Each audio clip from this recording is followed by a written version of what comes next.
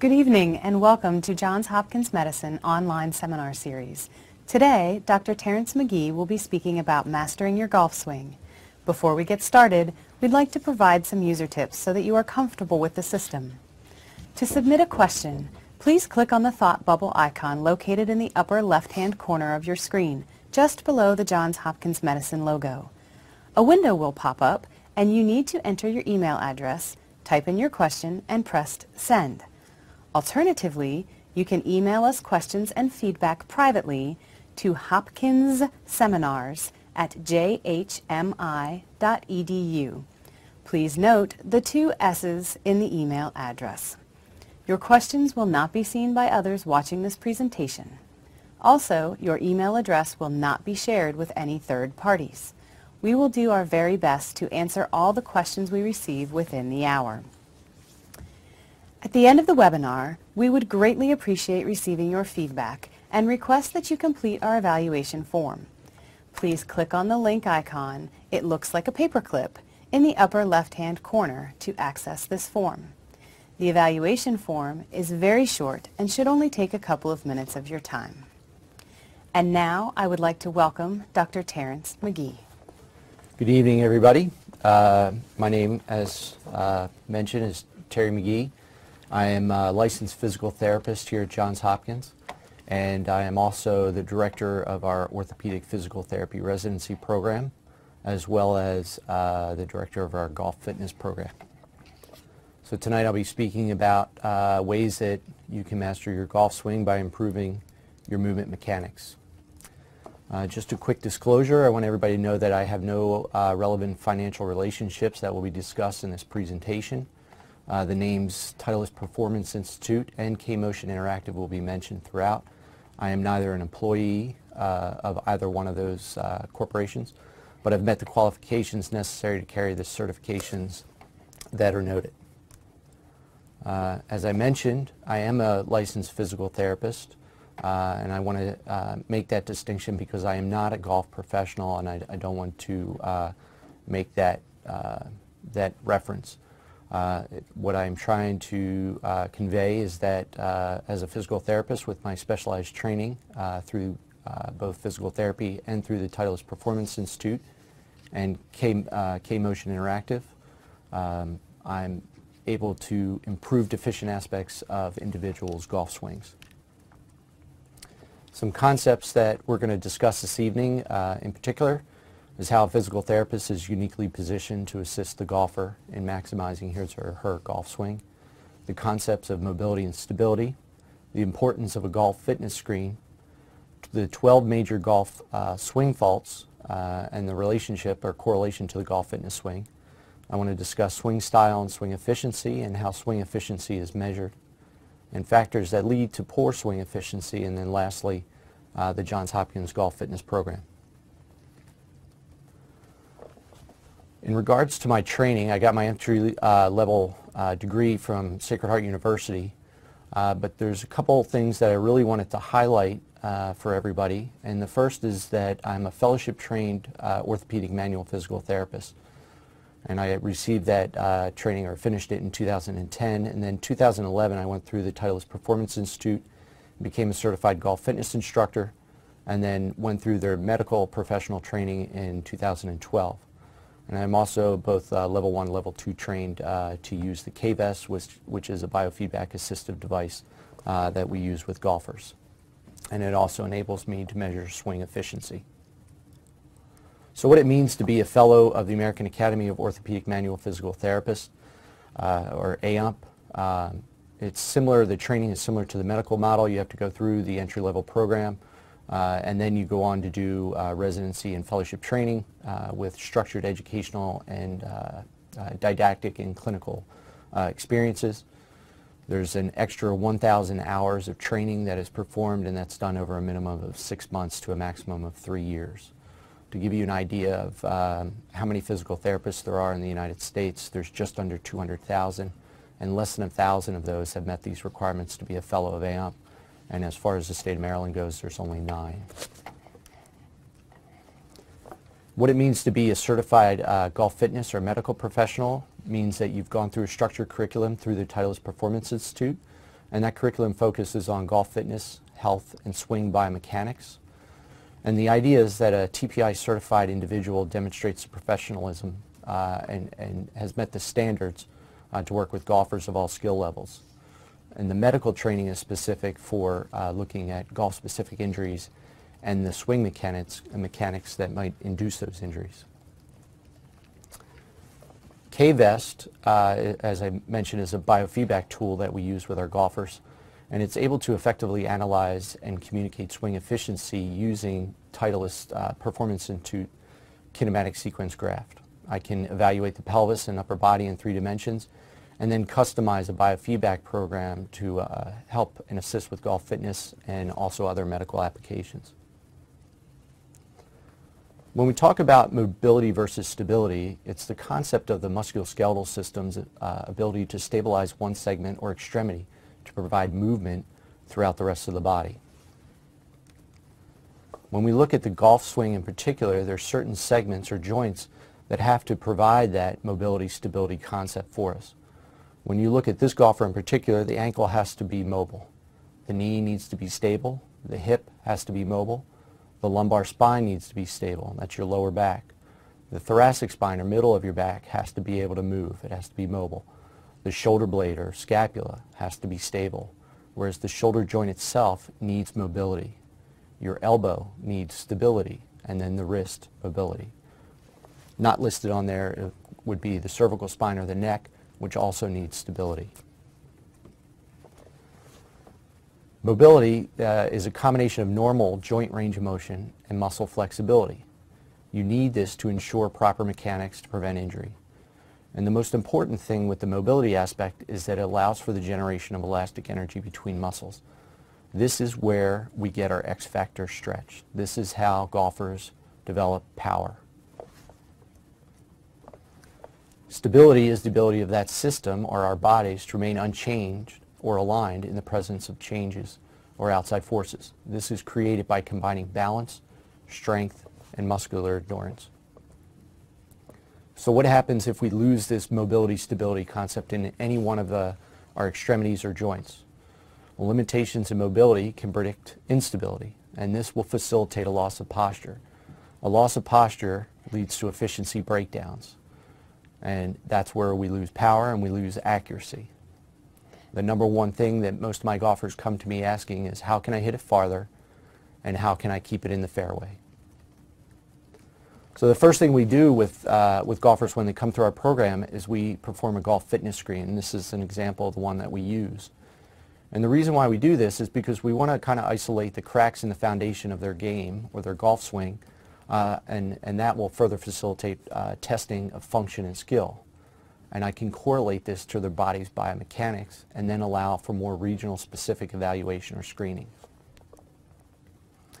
I just want to go back. Number 4 on this, the overhead deep squat, is the one in particular that I want to focus on. And here you'll see 2 individuals performing it. One cannot go all the way down where the hips break parallel and the arms remain above overhead with the elbows at or around the ears. This particular test on the screen has been correlated with all 12 major swing faults that a golfer can have. So any golfer that comes through my clinic who cannot perform this test has pretty much demonstrated to me that they have at least one of 12 major swing faults going on with their game, which would help them understand why they have this inaccuracy in their game, a loss of power and a loss of accuracy, as I mentioned. So the major swing faults that have been identified when viewing an individual down the line, which would be viewed from behind looking down the line with the target, would be an S posture, a C posture, an overall loss of posture, which is kind of a combination between a flat shoulder plane and early extension, and then over the top. From a frontal view, we can pick up a sway and slide, a reverse spine angle, and reverse spine angle is one of the worst things a golfer can have, especially if you have a history of low back pain. Hanging back, casting or release, and chicken wing. So when we look at these pictures, you can see the one that my cursor is going over right now is an example of C posture, going to the right. You can see the S curve in this, this woman's posture. That's the S posture. The next one over would be a loss of posture. And then here we're looking at the flat shoulder plane. The next one over, early extension. Coming down to the bottom here where there's already lines drawn in. This is over the top. Next one here is hanging back. Now we're looking at a sway, a slide. This is a casting or early release, and you can see the hands and wrist have already released and the club is still behind. This is the reverse spine angle, and then lastly here's your chicken wing right up in there. So at TPI they have a philosophy, and they believe that there is no one way to swing a club, but rather they believe there's an infinite number of ways to swing a club, but there's only one efficient way to do that, and that is based on what an individual can physically do. So what that leads to is swing style versus efficiency. When you talk about swing style, you're talking about a video capture of an individual or golfer's golf swing. That's a 2D representation. When you talk about efficiency, we're looking at 3D technology that's giving us what we call the kinematic sequence, which is a graphical representation of a golf swing. So here's two examples. This is Keegan Bradley on the left, and this is style and efficiency in action. And then Luke Donald on the right.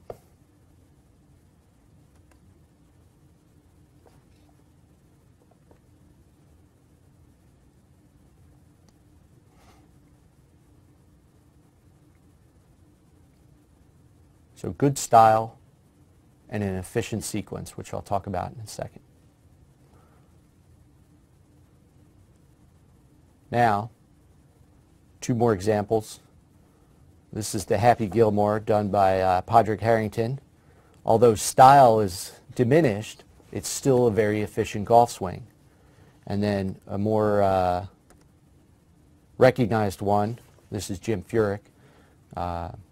Most individuals recognized his little hitch in his swing, but still a very efficient golf swing. So infinite numbers to swing the club, that's style, but yet the efficiency aspect remains relatively unchanged from golfer to golfer. So again, when we talk about style and the ability of an individual or a camera or a system to pick up a golfer's golf swing, the human eye can only see about 15 frames per second. Your standard camera can pick up 60, but the system that we use can pick up 120 frames per second. It's an inertial system. So when we look at the golf, the swing efficiency of a golf swing, we look at some key parameters. We look at address, which is represented by this line here, and then we come to the top of the swing, and then impact. And when we go through the graphs with each one of our golfers, we're focusing on what they're doing at address and the sequence at which things, at which the golf swing takes place.